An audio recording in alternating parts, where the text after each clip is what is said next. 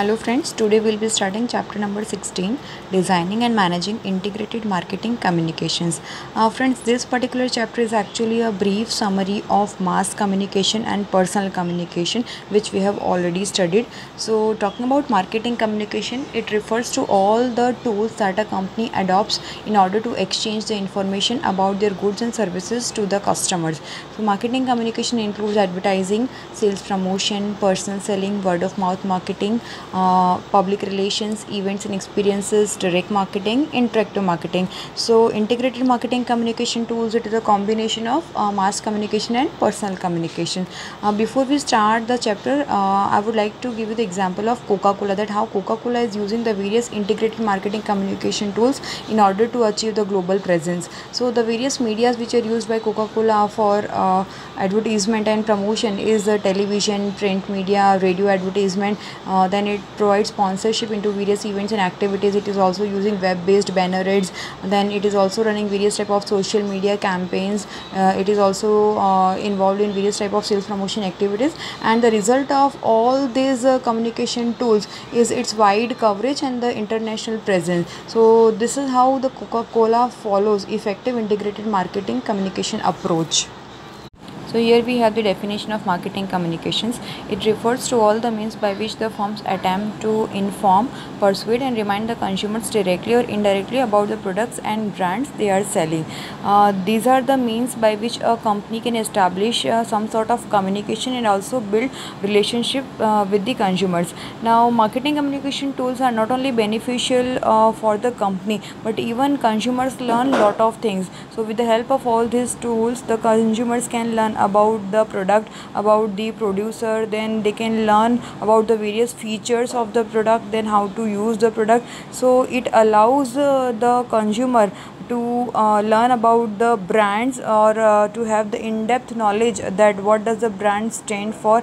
Then they can also get an incentive for the trial or use if the company is running some sort of sales promotion schemes. So marketing communication allows company to link their brands to other people, places, events, brands, experiences and things. Then we have here a marketing communication mix. So it refers to the different modes of communication which are used by a particular company to inform and motivate the customers to purchase a product or service. Here we have the 8 different methods of communication which are also referred as the marketing communication mix. So the first one is advertising. Advertising is nothing but it is a paid form of non-personal presentation and promotion of ideas, goods or services by an identified sponsor with the help of newspaper, magazine or radio, television, telephone or electronic media or billboards, hoardings, signs, posters. So all these are the different methods used for advertising.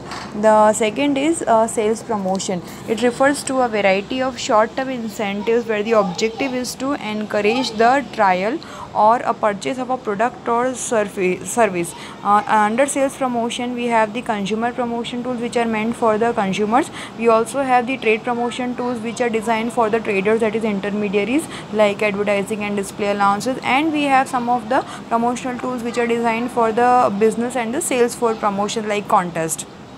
Then we have events and experiences. When the company is providing the sponsorship with the help of different activities, and the company is designing some sort of programs in order to create daily or special brand related interactions with consumers, including sports, arts, entertainment and cause related events. So all this is a part of events and experiences. The basic goal is to reach the majority of the customers and to build the awareness among the people. Then we have public relations and publicity. Now public relation refers to the tool that is used to maintain the goodwill and reputation of the company and its product among the people. Publicity is used in order to convey the various types of news and information about the company with the help of media. Direct marketing refers to the use of mail or telephone or internet. The basic objective is to communicate directly to the customers. The goal is also to get get some sort of response from the specific group of customers or prospects. Then we have interactive marketing, when the company is involved in various online activities and the company is designing various programs to engage the customers or prospects directly or indirectly with the goal of increasing the awareness, improve the brand image, or increase the sales of the product or services. So that is a part of interactive marketing. Word of mouth marketing refers to those activities when the customers are sharing their experiences of purchasing or using the product or services to others by the of mouth publicity, or even on social media platform, which is a part of viral marketing. That also comes under word of mouth marketing. And personal selling refers to the face-to-face interaction with one or more prospective purchasers for the purpose of making presentation, answering questions, and getting the order. So whenever there is a face-to-face interaction between a buyer and seller, and the salesperson is trying to convince and motivate the customer to get an order, that is referred as personal selling. So these are all the different modes of marketing communications, which is referred as marketing communication mix. So here we have the communication process models. So the companies are having two options, or two models of communication process can be used. The first one is macro model and the second one is micro model. Now macro model suggests the standard steps for any form of communication. So these are the general steps which can be followed by the companies when the companies are using different types of methods for communication. So here we have 9 steps. Here in figure 16.1 you can see the 9 key factors which are used for the communication. The two represent the major parties, that is sender and receiver. Sender is the advertiser or the company which is sending the message, and here the receiver is the audience who is receiving the message. The other two major tools which are used are message and media. Message is the content of the advertisement, and media represents the various tools like television, newspaper, hoardings, radio, internet, and many other which are used for communicating the message, the various platforms which are used. Then the other 4 comprises of the various functions which are performed, that is encoding, decoding, response, and feedback. Encoding is nothing but it is a drafting of the message or the content part by using various characters. Decoding is understanding and interpreting the message by the receiver, and then response and feedback which is given by the audience who is receiving the message. Then the last element in the system is the noise. Noise represents a random and competing messages which also interferes the intended communication given by the sender. Here the sender must very well know that who are the audience whom they want to reach and what kind of response they want to get. They must encode the message in a proper way by taking the audience into consideration, so that the target audience is decoding in the same manner. They must transmit the message with the help of the media through which they can reach the target audience, and the various feedback channels should also be developed in order to monitor the response. So feedback channels can be providing a toll-free number or creating a website. The objective is to get some sort of response or the feedback once the message is transmitted by the sender. Here in this process it should be taken into consideration that there is a probability of selective attention, distortion, and retentions which may hinder or which may affect the entire communication process. So this was all about the macro model which can be used by the company for transforming or communicating any kind of message to the audience. So in this slide we have the micro models of consumer response, which is also referred as response hierarchy models. Now all these micro models of marketing communications, they particularly concentrate on consumers' specific response to the communications. So here you can see that there are 4 models into the response hierarchy models. The first is ADA model, the second is hierarchy of effects model, the third is innovation adoption model, and the fourth is communication model. All these models assume that the buyer passes through the different stages. Here you can see the cognitive stage, affective stage, and behavioral stage in a particular sequence. This is also referred as the learn, feel, do sequence. It means that first the customer is trying to learn more and more. That means the customer is trying to gain more and more awareness and try to collect more and more information about a particular product or service. Then the customer is trying to get some sort of connectivity. That means the customer is trying to evoke positive feelings towards a particular product or brand, and then the act of doing, that is the act of purchasing, takes place. So talking about the three stages: cognitive, affective and behavioral. Cognitive stage, at this stage generally the thinking process takes place. The consumers at this stage, they try to collect more and more information. They try to collect more and more knowledge about a particular product or service by various means of advertisement, and they become aware about a product or service. So the basic goal is to generate awareness among the customers at this particular stage. The second stage is affective. Consumers start developing looking for the product or a service at this particular stage, but it is not necessary that always the customer will develop positive feelings only. So it might be possible that the customer may develop a positive feeling or a negative feeling, depends on their own perception. The third is the behavioral stage. It refers to the action of buyer, which can be purchasing a product or avoiding the product. Although the goal of the marketer is to convince the customer for purchasing the product or service which is advertised in a particular media. Then let us understand the four models, and as I said that all these four models, they assume that the customer passes through these three stages, and that is why they advertise the product by focusing in this particular logical sequence only. That means first they try to hit the cognitive mind of the customer, then they try to evoke some sort of feelings at affective stage, and then they motivate the customers to purchase the product at behavioral stage. So the first is the ADA model. ADA model stands for attention, interest, desire and action. Organizations particularly use this particular model, that is ADA model, in order to elicit the required response from the target customers through the advertisements. And the required response is nothing but the act of purchasing a product or service which is advertised. Now one by one we'll study each and every stage of ADA model. Attention, first one, the attention stage.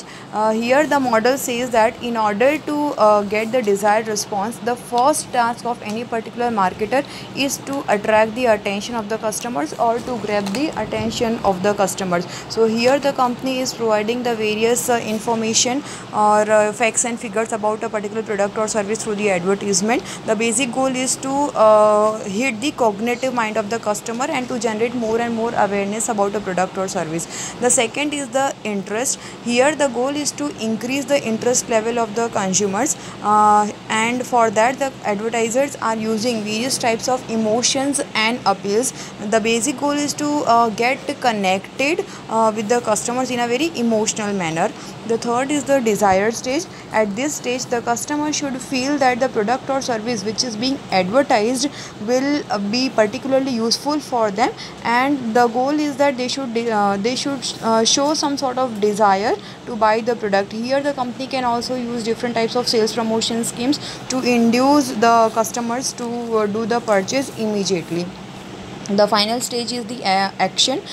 Here taking final purchase decision and buying the product is the main focus of the marketer, and the goal is to convince the customer to buy the particular product or service. So here the customer should be convinced for purchasing the product or service immediately, so that is referred as the action. So in this ADA model, the company is trying to reach the cognitive stage through attention, the company is trying to reach the affective stage with the help of interest and desire, and behavioral stage through the action. So this was that how ADA model follows the three stages, and this way it is trying to convince the customer for purchasing the product or service. So this was the first micro model of consumer response.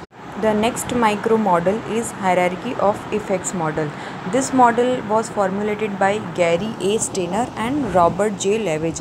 According to this particular model, the consumer passes through 6 different phases before the final purchase is made, and those 6 phases are awareness, knowledge, liking, preference, conviction and purchase. Talking about the first stage, that is awareness. Awareness is the stage at which the customers become aware about the product and start to understand about the various brands which are made available and the models offered by a particular company. Here the main goal or the task of the communicator is to build more and more awareness. Second is the knowledge. At this stage the consumers gain more knowledge about a product or the brand. The company should focus on all the positive aspects of the brand and try to focus on the benefits which are offered by a brand. The third is the liking stage. At this stage the consumers tend to develop a liking for a particular product or brand which is being advertised, and here the company or the communicator is trying to use various types of emotional appeals related to the product. The goal is to generate a favorable image or liking towards a particular product or the service. Also, if the company identifies that the consumers do not favor a particular product or brand, or they have negative feelings towards it, then the company should try to identify the reasons and overcome it with the help of proper communication strategy. The next one is the preference. The communicator at this stage must then try to build consumer preference by comparing the various features, quality, value, performance and all other things with the competitors, and try to convince them that their particular product is better as compared to competitors brand, without doing a direct comparison. That means the company should not use comparative advertisement, but still try to convince the customer so that they can prefer the same product or brand over the competitors. The next is the conviction. The communicator's job at this particular stage is to build conviction. Conviction refers to the strong belief among the interested consumers, and at this stage the consumer should have actually made up their mind for preferring a product or brand. So consumers must have a strong feeling that this particular product is the best solution for their need, or this is the best possible product which is available. So that feeling should be evoked at conviction stage. The final is the purchase stage. At this particular stage the communicator must lead the consumers to take the final step or the final act of purchasing a product or service. So here again the company can offer the product at a lower price. The company can come up with some interested sales promotion scheme. The company can distribute free samples. The objective is to induce or motivate the purchase of the customer. That means the customer should be motivated for doing a trial purchase or the first purchase. So these are the 6 different stages which fall into hierarchy of effects model. Among these 6 stages, awareness and knowledge come into the category of cognitive stage, liking, preference and conviction fall into affective stage, and purchase fall into the behavioral stage. The third model is innovation adoption model. Innovation adoption model takes into consideration the various phases that a customer goes through in order to accept innovation in products and services. This particular model states that customers accept new innovative products and services by passing through the following 5 stages, that is awareness, interest, evaluation, trial and adoption. Talking about the first stage, awareness, at this phase the customers become aware about the new product which is introduced into the market through the advertisement strategy. Next is the phase at which the information about the new product spreads into the market and creates the interest to know more and more about a particular product or service which is being introduced into the market. Then at the third stage, that is evaluation, the customers do evaluation, that is they do the analysis of the new product by having in-depth knowledge and also by doing the comparison on the basis of various attributes or features or price, and many times the customer is also comparing it with the competitor's product or brand. Then we have the trial phase. Here the customers try the product in order to take the final decision about the purchasing. The customer looks for demonstration of the product if it is possible. Also the customer would like to use the free sample, and if it's an automobile then the customer is looking for the test drive kind of services. So here the basic goal is to try the product and then take a final decision that whether to adopt it regularly or not. Then the last is the adoption phase, the final phase at which the customer is finally accepting the product and finally doing the act of purchasing that particular product or service. So these are the 5 different stages which come into innovation adoption model. Out of these 5 stages, the awareness comes into the cognitive stage, interest and evaluation falls into affective stage, and trial and adoption falls into the behavioral stage. So this was the innovation adoption model. The fourth model is communications model. According to this model, these are the 6 different stages which the communicator needs to follow. The first is exposure. This refers to the act of exposing a particular advertisement to a particular group of target audience at least once. So first the target audience should be exposed to an advertisement. The second is reception. Reception refers to the ability of the customer to recall about the key attributes or the features of the product or brand after they have been exposed to the advertisement. The third is cognitive response. Here the customer is fully aware about a particular product or brand and is having in-depth understanding about the various attributes, features, advantages which is offered by a particular company. Then we have attitude. Here the customer is having a positive belief or opinion towards a particular product or brand. That means the company's objective is to create positive attitude or positive belief or opinion with the help of advertisement. And then the next is intention, that is motivating the customers or creating the willingness to purchase with the help of creative advertisement strategy and even with the help of different sales promotion activities. And the last is behavior, which refers to converting the customers or motivating them for purchasing the product. So that calls about the behavioral stage. In this communication model, the exposure, reception, cognitive response falls into cognitive stage. Attitude and intention, it falls into the affective stage, and behavior falls into the behavior stage. So these were the 4 different models which come into the category of micro models of consumer response, which is also referred as response hierarchy model. Also, to increase the likelihood of the success of any particular ad campaign, the marketer must take into consideration the following factors. The first one is that the right consumer must be exposed to the right message at the right place and at the right time. Then the advertisement must cause the consumer to pay attention and should not create any sort of distraction towards the intended message. Then the advertisement should properly reflect the consumer's level of understanding about the product and brand. The advertisement should correctly position the brand in the mind of the customers. Also, the advertisement should motivate the customer to purchase the product or brand at that particular point of time, and the advertisement should create a strong brand association into the mind of the customer. So these are the key factors which should be taken into consideration when any particular marketer is giving the advertisement. Moving ahead, here we have the steps in developing effective communication. So here on the right hand side we can see the 8 steps which are used by the marketers in order to develop the effective communication. So the first step is identify the target audience, then determine the objectives. The third is design communications, then selecting channels, establishing budget, after that deciding on the media mix, then measure the results, and the last one is managing IMC. To begin with the first, identifying the target audience. So whenever a marketer is designing any particular communication or advertising, particularly here, the company should first identify the target audience in a very clear manner. So the different target audience can be the potential buyers who have not yet purchased the company's product, then they can be the current users, they can be the deciders, influencers, individuals or groups, or even it can be the general public. Why it is important to decide the target market? Because depending on the target audience, the company can decide that what to say, how to say, when to say, where and to whom.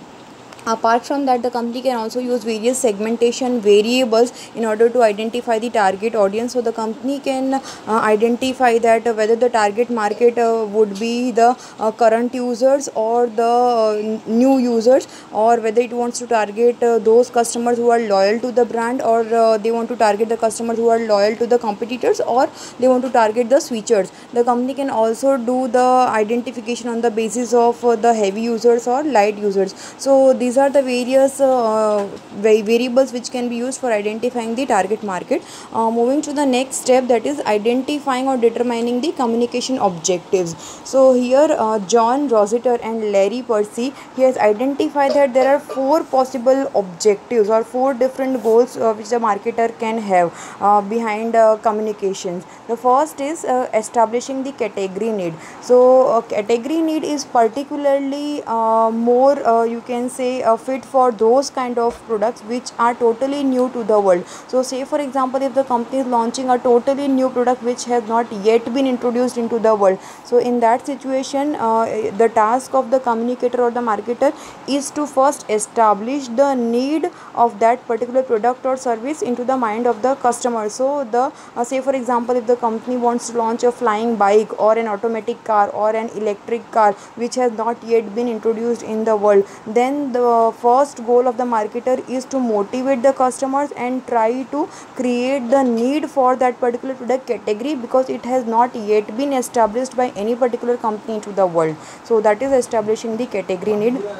The second is brand awareness. Brand awareness refers to all the activities which are done by the marketer to create the recognition and recallability about a product or brand into the mind of the customer. So here the company tries to foster the consumer's ability to recognize or recall the brand within the category in sufficient detail to make a purchase. Recognition and recallability is very important because if any particular product or brand is high on these two parameters, then the probability of purchasing that brand increases. Like say for example, if the customer is into the store and he wants to purchase let's say for example toothpaste, and the brand which first comes into the mind of the customer is Colgate, and he is even able to recognize that Colgate brand, then because of that the possibility of purchasing Colgate brand increases. So in brand awareness, the company should focus on recognizing and recallability of a particular brand.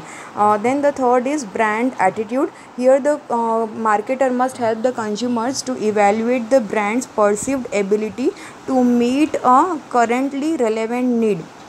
So here the company should try to create a favorable attitude, or the company should try to build a positive attitude into the mind of the customer by relating that particular product or brand to the current need of the customer. Like say for example, if the customer wants to purchase a sanitizer or a liquid particularly for hand wash, then Lifebuoy can promote in a manner that Lifebuoy is a brand which is used for germ killing in hand wash as well as in sanitizer. So here the goal is to relate with the customer's need, and if the consumer is able to relate his need and with that particular product or brand, then the customer might feel that that is the only product or brand which will solve the current need of the customer. Then the last one is brand purchase intention. Here the company should try to move the consumers to decide to purchase the brand or take the purchase related action. So again here the company can focus on the promotional offers, coupons, or buy one get one free, giving free samples. The goal is to motivate the customers to do the purchase. So this was about the second step, that is communication objective. The next step in developing the effective communication is to design the communication. That means here the company should actually formulate the message. So formulating the communication includes three things, like what to say, how to say, and who should say it. So what to say, it talks about the message strategy. How to say it, it focuses on creative strategy which is used to communicate. And who should say it, the message source. So under that, the first one is message strategy. That means what to say. So here the company will actually design the content of the advertisement, and the company will look for various appeals, themes, or ideas. The basic goal is to position the brand into the mind of the customer. This can be established by using 2 points, that is POP and POD.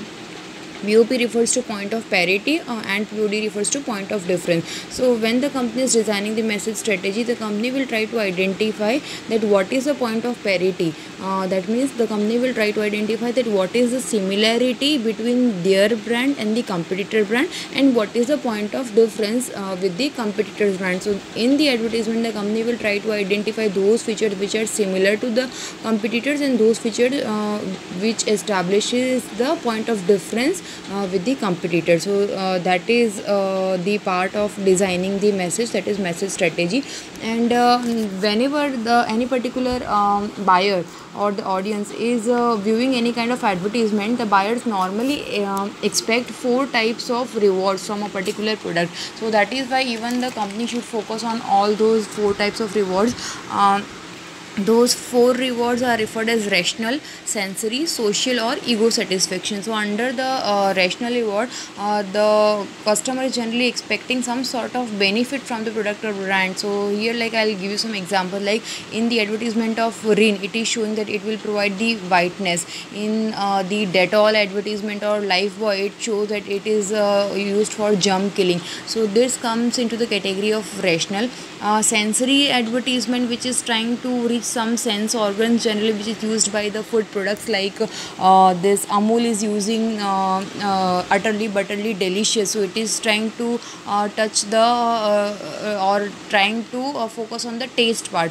Or Melody says that Melody is a chocolatey. So generally food products are using this sensory reward. Then the social reward, like telecommunications companies are showing that how you can talk with your family members without having any network issue. Even Facebook is showing some the social reward to the customers. And the last one is the ego satisfaction. Like majority of the premium brands or luxurious brands, they are focusing on this ego satisfaction reward. So this kind of things can be shown into the advertisement at a later stage, that is at the creative stage. So here the designing or the themes are to be established at a message strategy stage. The next is the creative stage. Creative strategies are the way the marketers are trying to translate the message which has been created in the previous stage into a specific communication. So here generally two types of creative strategies are used by the marketers: the informational appeals and transformational appeals. So these are the appeals which are used while designing the advertisement. Now an informational appeal generally elaborates on product or service attributes or benefits. So here in the informational appeal, generally the advertiser focuses on the different product benefits or services which it will be providing to the customer. So company can focus on the problem solution aids advertisement, like as I said that this Dettol or like Colgate Sensitive Pro, it is focusing on the issue of sensitivity. Or Dettol and Lifebuoy, they are focusing on the germ killing issue. So this is how the company can show the problem and identify that how that particular problem can be solved by using that particular product or service. Then the company can go for product comparison. Generally consumer durable products, they show that how the various features are there into the product and how they are much more better than the competitors by doing different types of comparison on the basis of various attributes. The company can also use various types of testimonials from the different types of endorsers, or the company can use the celebrity in order to endorse a particular product or brand. So here in creative strategy, generally this kind of informational appeals are used. The basic goal of the company is to identify the strongest argument into the advertisement, because of which some sort of attention and interest arises into the mind of the customer, and which motivates the customer to take more and more interest, which may ultimately result into the buying of the product or the service. So informational appeal uses some kind of logic or reason, I can say. Another example I'll give you, that how in the advertisement of Horlicks, it is showing that the necessity of a child to consume it in order to grow tall and sharp. So that is the need which it is trying to show into the advertisement. Then the next appeal is the transformational appeal. Generally in transformational appeal, it elaborates on a non-product related benefit or image. It is a bit different than informational appeal. In informational appeal, they are trying to show the benefits of the product. Here they are trying to focus on non-product related benefits. So here in transformational appeal, the advertiser might depict that what kind of person is using that particular product or brand, or what kind of experience results after using that product or brand. So these kind of things are shown in the transformational advertisement. Like if I talk about the advertisement of Liril, it is showing that after using Liril soap, you will experience freshness. So here how the customer will experience after the using the product or brand, that is displayed into the advertisement. Same goes with the cosmetic, like the anti-aging creams. They are showing that after using, you may find the glow on the skin. So transformation appeal focuses on the overall feeling that the consumer will get when they'll buy or when they'll use that particular product or service. Another example I'll give you that how Johnson and Johnson is using this transformation appeal. Johnson and Johnson uses emotional appeal to their viewers, or you can say transformation appeal, wherein it is not focusing that much on the products of the Johnson and Johnson, but it is focusing that how the baby or the mother will feel after using that particular product. So that was about the transformation appeal. Into the same category, we also have the positive appeal and negative appeal. Communicators many times they use positive emotional appeal like humor or love or pride or joy. Like Fevicol is using this humorous advertisement, or Happy Dent is using humor in the advertisement. Many telecommunication companies are showing the bonding between the family members. Then James is using the sense of humor. So these are the various companies which are using the positive appeal in the advertisement. Again, the goal is to touch the customers and arouse some sort of positive feelings among the customers. Many companies are also using some sort of negative appeal, like LIC is using the negative appeal. Negative appeal can be fear, it can be guilt, it can be shame. Then as I said, LIC is using negative appeal. Apart from that, anti-smoking advertisements, they are using anti-smoking campaign, that is also using negative appeal. Deodorants or mouthwash, and the companies which are selling anti-dandruff shampoo, so all these are using some sort of fear. The goal is to realize that particular fear, and which may end up in purchasing that product or service. Fear appeals works best when they are not so very strong, and when the source credibility, that means the person who is delivering that particular message, is very high, and when the communication promises in a very believable and efficient way to relieve the fear which arouses into the mind of the customer. So that was about the negative appeal. Then talking about the message source, messages delivered by the attractive or popular sources can achieve higher attention and recall, and that is the reason that why majority of the advertisers are using the celebrities as the spokespeople. And celebrities are likely to be effective when they are much more credible. The three most often identified sources of credibility are expertise, trustworthiness, and likability. Talking about expertise, it refers to the specialized knowledge the communicator possesses. So that is why if you see this Colgate advertisement, it says that it is recommended by majority of the dentist. So dentist is an expertise who is recommending to others. So that is why people will believe more on that particular brand. The next is trustworthiness, which describes how objective and honest the source is perceived to be. So whosoever is the endorser of a particular product or brand, that person or the celebrity should be trustworthy. And the third one is likability, which describes the source's attractiveness. So if that celebrity is not liked by the people, again it will not be able to successfully communicate the message which it actually wants to. And some of the brands which are quite successful in using celebrity or other spokespeople for endorsing the brand is like Cadbury, which is using Amitabh Bachchan for the advertisement, and even Ghadi Detergents is using Amitabh Bachchan. Then Akshay Kumar is endorsing the brand Policy Bazaar. Alia Bhatt is endorsing lot of brands like Perk, Garnier, Pleasure, Uber Eats. Similarly, not necessary that always celebrities will only be the spokespeople. Even the sports people are also endorsing lot of brands. Like I'll give you the example of Sachin Tendulkar, who is endorsing Boost, Britannia biscuits, MRF tires. So it is not necessary that always the celebrities are only the spokespeople to endorse the brand. And even testimonial ads where people are sharing their own experience after using a particular brand or service. So they are also a very reliable source of communication. So this was all about design communications. After designing communication, the next step is to select the communication channel. So here the company is having various options for selecting the different channels for communicating a particular message to the target audience. The first one is personal communication channel, which comprises of face-to-face interaction between the company and the audience. Then we have a phone communication with the help of email. Then the company can use company salesperson, which is referred as personal selling, for the communication with the targeted audience. Then the company can also rely on social channels, which comprises of neighbors, friends, family members, and these are the people who will help or convince the others with the help of word of mouth publicity.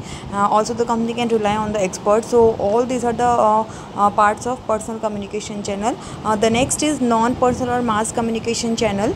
Non-personal communication channel refers to the means which are directed to more than one person, and it includes advertising, sales promotion, events, experiences, and public relations. So these are all the mass communication channels.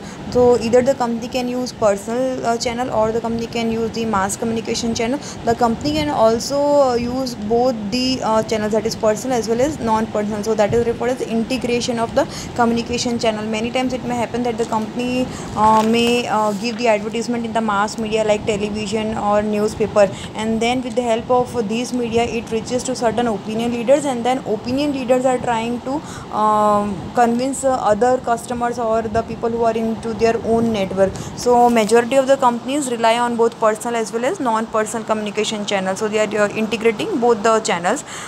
Furthermore, personal influence carries more importance. That means personal channel is more important, especially when the products are expensive, they are risky, and they are purchased infrequently, and they are a bit technical or complex in nature.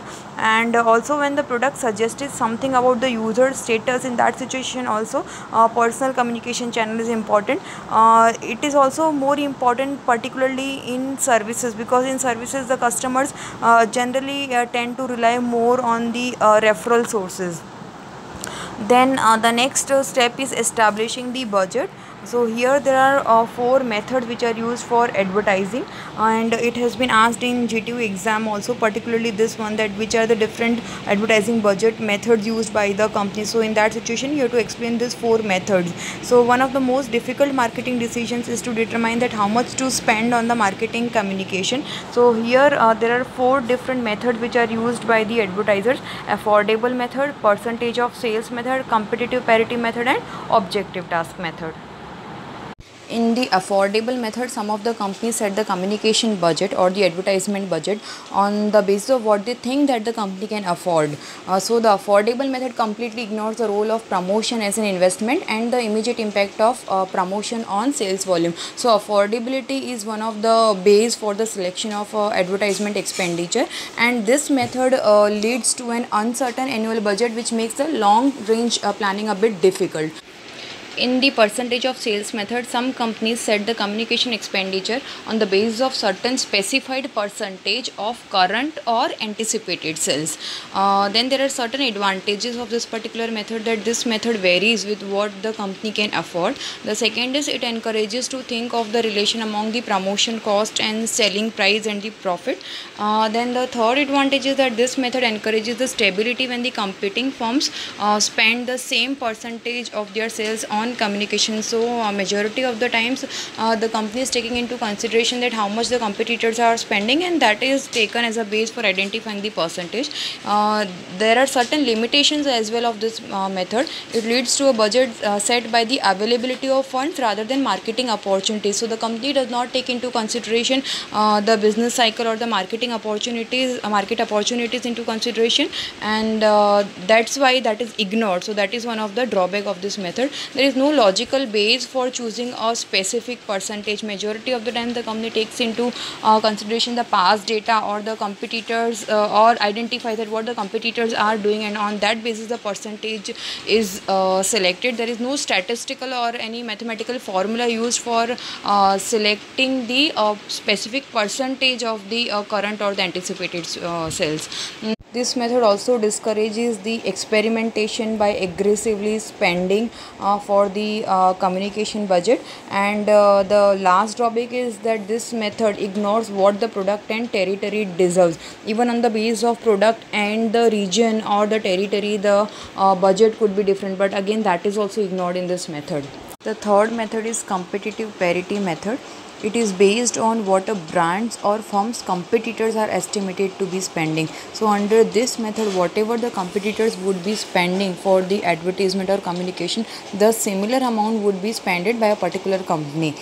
Say for example, if HUL is using X amount for the promotion of its any luxurious soap brand, then even P&G will also allocate an amount which is almost equal to X for a similar brand. So this was the example of competitive parity method. Here the assumptions is that the competitors are knowing better, but it is not always true, because the company reputation, resources, opportunities and objectives of different companies are different. So it is not necessary that whatever amount of fund the competitors are offering, we should also offer the same amount.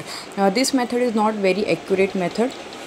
The next method is objective and task method. Here the marketer takes into consideration these 4 steps for setting the communication budget.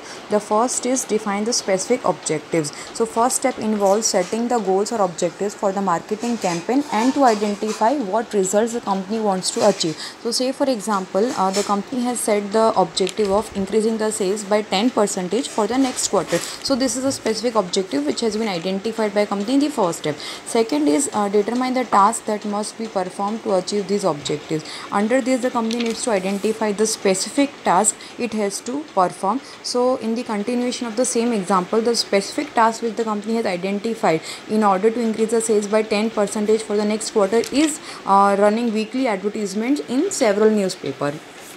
Third is to estimate the cost of performing this task. So here the company will identify that how much money is required in order to perform the task which has been identified in the previous step. So same example, the company may try to find out that what is the cost of giving the advertisement in the newspaper depending on the size. Step number 4 is the sum of these cost is a proposed communication budget. So here the company will do the total or the summation of all the cost which it has identified, and then whatever would be the total, that would be the proposed communication budget. So this way, in a very systematic manner, objective and task method sets the communication budget. Furthermore, this method, if you see the advantage part, this method is not based on any kind of previous sales. Then this it is not based on competitors advertising expenditure, because every company is having their own different goals, their own resources are different. That is why the competitors expenditure is not taken into consideration. This company is very specific because it is focusing on its own goal, and the goals of every company is different, and so the advertisement expenditure would also be different. And the loophole or the drawback of this method is it might be costly and time consuming, because there are 4 steps involved, and the company is also doing the further in-depth analysis that how much market share the company wants to capture, to what number of people it wants to reach, then how much percentage of people should be aware. The company also identifies that what should be the exposure, what should be the reach, what should be the gross rating point. So for doing all this kind of analysis, a lot of time is required. So that is why it's time consuming, and many times if the budget ends up with a high cost, then in that situation the company may switch to another method for setting the communication budget. So these were all the different 4 methods which are used for setting the advertising or communication budget. So step number 6 is taking a decision on the media or marketing communication mix. There are different options the company is having, and out of them the company can select several marketing communication mix elements. The first is advertising. These are some of the characteristics of advertising. The first is pervasiveness. It refers to the concept that advertising permits the seller to repeat a message many times, and it allows the buyer to receive and compare the messages of various competitors as well. The second is amplification. simplified expressions, it refers to the opportunity for dramatizing the company and its brands and products through the various artful use of print, sound and color. Then advertising, it is impersonal form of communication, and the advertiser can choose the aspects of the brand and the product on which to focus, particularly the content part or the message part. So the company is having the control if it is selecting advertising as a marketing communication mix. The second is the sales promotion. Sales promotion refers to all the promotional tools which the company is providing, like coupons, contests, premiums, and the objective is to stimulate the customers and to motivate them for the immediate purchase. Under that, the some of the benefits or the features of the sales promotion are ability to draw attention. So sales promotion tools draw attention and may lead the customer to purchase a product. Incentive refers to some sort of concession or motivation or some sort of benefit which is given to the customers through various sales promotion tools. And invitation allows the customer to get engaged with the sales promotion tool, and not only with that product, but the company also gets engaged with the customer also gets engaged with the company and is having some sort of reputation about the brand. So constant engagement is made possible between the customer and the company with the help of sales promotion tools. Events and experiences, here the first benefit is relevant. When the company is choosing a well chosen event or experience, then it can be seen as highly relevant, and it is into the hands of the company that which event to choose and which not. Engaging refers to those events and experiences which actively engage the customers, and implicit refers to the method of soft selling the product, not hard selling, but in a very indirect method the company is doing different types of events and experiences, not directly selling, but in a very indirect manner the goal is to sell the product or service. The next is direct marketing. Direct marketing can be done over the phone or online or in person. Some of the characteristics of direct marketing is it is customized. That means the message can be prepared to appeal to the addressed group of customers. Up-to-date information can be prepared, and interactive. That means the message can be changed depending on the person's response. The next is person selling. Person selling refers to the act of having a face-to-face communication between a buyer and seller.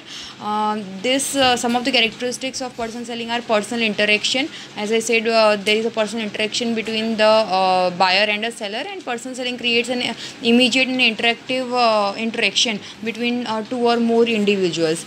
Then cultivation refers to deepening the relationship between the buyer and seller. The main goal is not only to convince the customer for purchasing a product or service, but also to enhance the relationship between the company and the customer.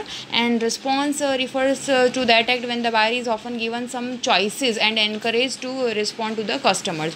The next is the word of mouth marketing. Whenever some customers are sharing some sort of information to others on the basis of their usage and experience, that is referred as word of mouth marketing. Some of the characteristics of word of mouth marketing is influential. That means people are trusting or relying more on word of mouth marketing as compared to other methods. It is more personal, and timely refers to the word of mouth activity as it occurs when people want it and are more interested in sharing that particular information. So these were all the different types of communication mix elements. Then the company should consider certain factors in setting the communication mix element. So some of the factors which the company should take into consideration is the type of product. So communication mix elements varies on the type of the product or the nature of the product. If the product is FMCG or if it is for B2B, then depending on that nature the different communication mix elements can be selected. It also depends on the buyer readiness stage. Buyer readiness stage refers to those stages through which the customer passes through for purchasing the product or service.